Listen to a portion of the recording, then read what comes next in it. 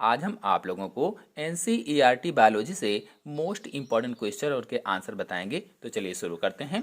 पहला क्वेश्चन है, एक जीन एक एंजाइम सिद्धांत किसने प्रतिपादित किया था? एक जीन एक एंजाइम सिद्धांत किसने दिया, बताना है। तो एक जीन एक एंजाइम सिद्धांत बीडल तथा टाटम ने दिया था। बता दें कि यह सिद्धांत इन्होंने जीन और प्रोटीन्स के रिलेशन को समझाने के लिए दिया था। जीन और प्रोटीन के रिलेशन को समझाने के लिए इस सिद्धांत को प्रतिपादित किया और इस सिद्धांत में बीडल और टाटम ने न्यूरोस्पोरा पर प्रयोग किया था। न्यूरोस्पोरा। और इस सिद्धांत के लिए इन्हें सन 1958 में नोबेल पुरस्कार से सम्मानित भी किया गया था। ये तो हुई एक जीन एक एंजाइम सिद्धांत की पूरी जानकारी, ताकि किसी भी तरह से प्रश्न आए तो आप उसका उत्तर दे लें। अब यदि इस जगह पर एक प्रश्न पूछा जाता कि एक जीन एक एंजाइम पॉलीपेप्टाइड परिकल्पना किसने दी थी, पॉलीपेप्टाइड परिकल्पना, तो बताते बीडल और टाटम ने, यानी इसको भी बीडल और टाटम ने ही दिया था। आते हैं नेक्स्ट क्वेश्चन पर। नेक्स्ट है, किस जीव में आरएनए एक आनुवांशिक पदार्थ के रूप में पाया जाता है? तो जो TMV होता है, टोबैको मोज़ेक वायरस होता है, इसमें आरएनए एक आनुवांशिक पदार्थ के रूप में पाया जाता है। बताते चलें कि कुछ वायरसों में आरएनए पाया जाता है, बाकी सभी जीवों में डीएनए आनुवांशिक पदार्थ पाया जाता है। यानी कुछ वायरसों में आनुवांशिक पदार्थ आरएनए होता है, राइबोन्यूक्लिक एसिड होता है, जबकि सभी में जो अन्य जीव होते हैं उनमें डीएनए पाया जाता है। तो कोशिकाओं में दो प्रकार के न्यूक्लिक अम्ल पाए जाते हैं। न्यूक्लिक एसिड कोशिकाओं में दो प्रकार के होते हैं, डीएनए यानी डीऑक्सीराइबोन्यूक्लिक एसिड, इसका पूरा नाम हो जाएगा, और आरएनए यानी राइबोन्यूक्लिक एसिड। तो इसमें से जो डीएनए है ये मुख्य रूप से केंद्रक में पाया जाता है, और जो आरएनए है ये केंद्रक में कम तथा कोशिका द्रव्य में अधिक पाया जाता है। नेक्स्ट क्वेश्चन है, नीले हरे शैवाल को संक्रमित करने वाले वायरस को क्या कहते हैं?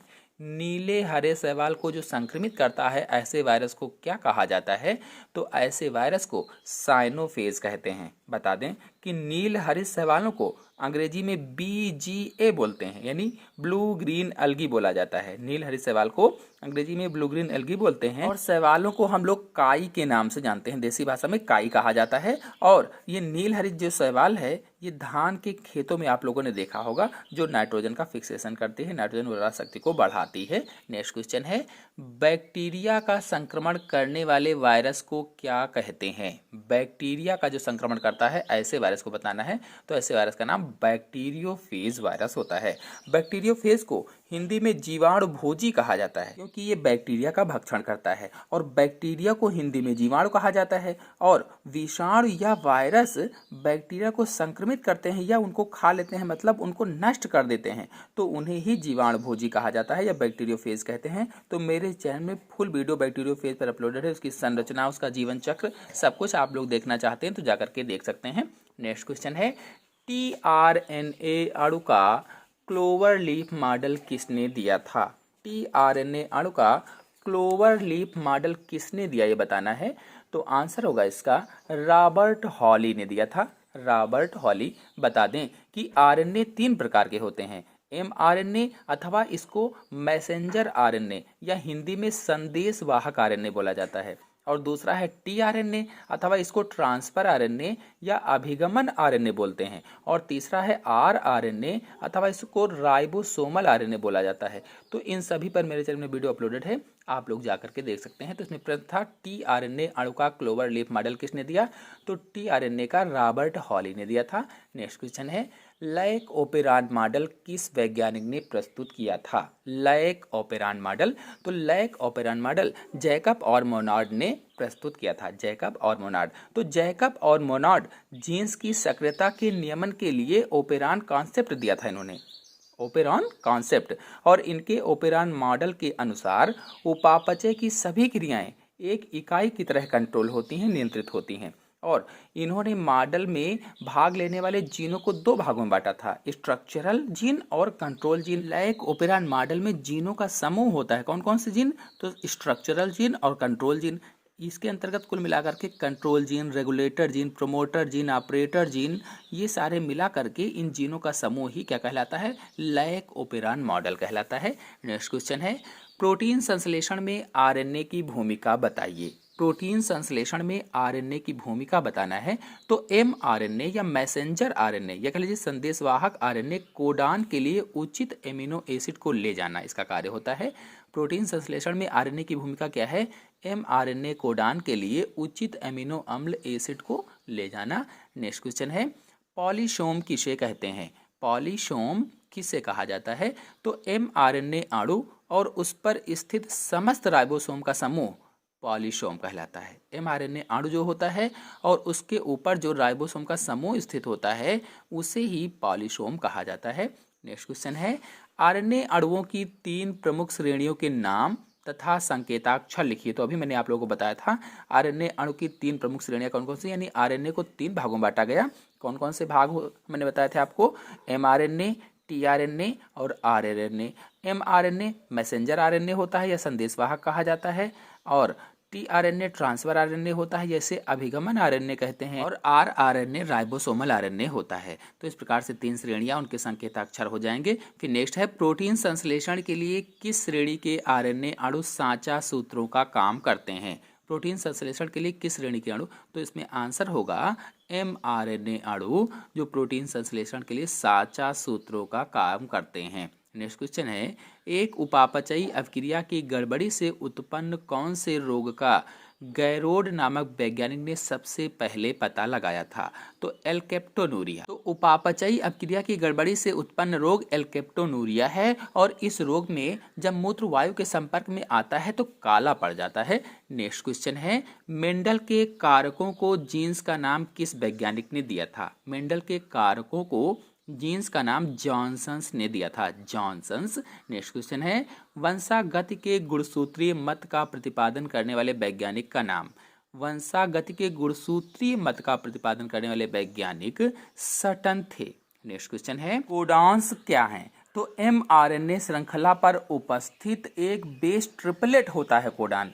ट्रिपलेट बेस होता है क्या?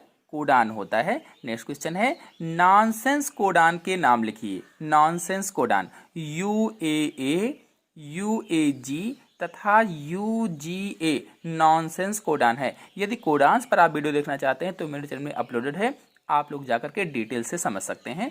तो नॉनसेंस कोडान कौन से होंगे? 3 हैं, यूएए, यूएजी और यूजीए। नेक्स्ट क्वेश्चन है पॉलीपेप्टाइड श्रृंखला में एमिनो एसिड के क्रम के बारे में सूचना देने वाले आरएनए का नाम बताइए। तो एमआरएनए, क्योंकि मैसेंजर आरएनए है, मैसेंजर का कार्य होता है सूचना देना। नेक्स्ट क्वेश्चन है कृत्रिम जीन का संश्लेषण सर्वप्रथम किस वैज्ञानिक ने किया? कृत्रिम जीन का संश्लेषण खुराना ने किया था, हरगोविंद खुराना ने। नेक्स्ट क्वेश्चन है 3 अक्षरों वाला जेनेटिक कोड किसने दिया? 3 अक्षरों वाला जेनेटिक कोड FHC क्रिक ने दिया था। नेक्स्ट क्वेश्चन है उस कोशिकांग का नाम लिखिए जो प्रोटीन संश्लेषण में भाग लेता है। ऐसे कोशिकांग का नाम बताना है, तो होगा इसमें आंसर राइबोसोम प्रोटीन संश्लेषण में भाग लेता है। नेक्स्ट क्वेश्चन है किस आरएनए की संरचना फ्लोवर लीफ मॉडल द्वारा दर्शाई गई थी? तो ट्रांसडक्शन की संरचना फ्लोवर लीफ मॉडल के द्वारा दर्शाई गई थी। नेक्स्ट क्वेश्चन है जीन प्रकटन से क्या तात्पर्य है, यानी जीन प्रकटन किसे कहा जाता है? तो डीएनए में संचित सूचनाओं के नियंत्रण के द्वारा कोशिकाओं में आवश्यकतानुसार संरचनात्मक तथा क्रियात्मक प्रोटीन्स के संश्लेषण को ही जीन प्रकटन कहा जाता है। यानी डीएनए के अंदर जो सूचनाएं संचित होती हैं, जो कोडित होती हैं, उनमें संरचनात्मक और क्रियात्मक रूप से प्रोटीन जो बनती है उसे ही जीन प्रकटन कहा जाता है। नेक्स्ट क्वेश्चन है किस श्रेणी के आरएनए अणु सबसे छोटे होते हैं? इसमें न्यूक्लियोटाइड एकलकों की संख्या बताइए। ऐसी कौन सी श्रेणी है जिसके आरएनए अणु सबसे छोटे होते हैं? तो टीआरएनए के अणु सबसे छोटे होते हैं और इसमें एकलकों की संख्या 7794 होती है। नेक्स्ट क्वेश्चन है मानव जीनोम प्रोजेक्ट किसने व कहाँ शुरू किया था? मानव जीनोम प्रोजेक्ट सन 1996 में रेनेटो डल्बेको ने मानव जीनोम प्रोजेक्ट पर कार्य प्रारंभ किया था। नेक्स्ट क्वेश्चन है, मनुष्य की प्रत्येक दैहिक कोशिका में कितने बेस पेयर होते हैं? प्रत्येक दैहिक कोशिका में लगभग 3 बिलियन बेस पेयर होते हैं। नेक्स्ट क्वेश्चन है, मनुष्य के डीएनए खंडों की क्लोनिंग क्यों की जाती है? डीएनए खंडों की क्लोनिंग क्यों की जाती है? तो मानव डीएनए खंडों की क्लोनिंग करके मानव जीनोम के मैप तैयार किए जाते हैं। तो मानव जीनोम मैप तैयार करने के लिए डीएनए खंडों की क्लोनिंग की जाती है। नेक्स्ट क्वेश्चन है, प्रोस्टेट कैंसर उत्पन्न करने वाले जीन की खोज किसने की? तो प्रोस्टेट कैंसर उत्पन्न करने वाले जीन की खोज डेनियल कोहेन ने की थी। नेक्स्ट क्वेश्चन है, किस गुणसूत्र पर जीन्स की संख्या सबसे कम होती है? तो वाई गुणसूत्र पर जीन्स की संख्या सबसे कम होती है। नेक्स्ट क्वेश्चन है, डीएनए फिंगरप्रिंटिंग तकनीक का विकास किसने किया था? एलेक्स जेफरे ने सन 1985 में एलेक्स जेफरे ने डीएनए फिंगरप्रिंटिंग तकनीक का विकास किया था। नेक्स्ट क्वेश्चन है, आणविक प्रोब का क्या अर्थ है? आणविक प्रोब का अर्थ बताना है। तो आणविक प्रोब डीएनए व आरएनए के ऐसे छोटे खंड हैं जिनका प्रयोग न्यूक्लिक एसिड सैंपलों में पूरक अनुक्रमों को ज्ञात करने के लिए किया जाता है।